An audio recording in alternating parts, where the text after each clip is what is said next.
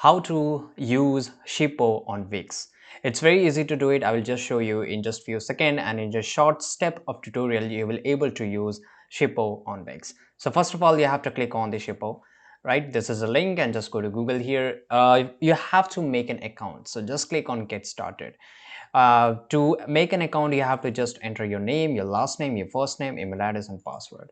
Right? Once you have made an account, you will able to get inside the Shippo account. Once you're here, you have to just wait for a few seconds.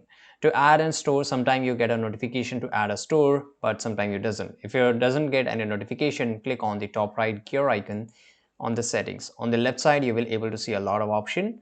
Just scroll a little bit down and you will find a section called your business. Then just go to stores.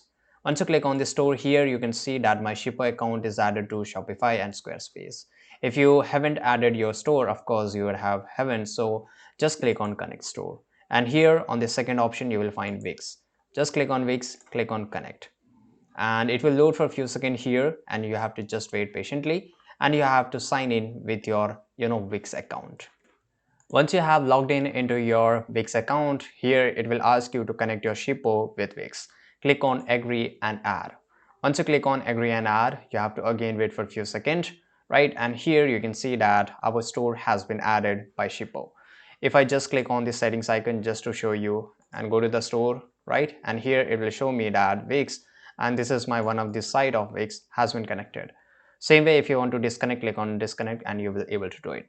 I hope you found this video really helpful.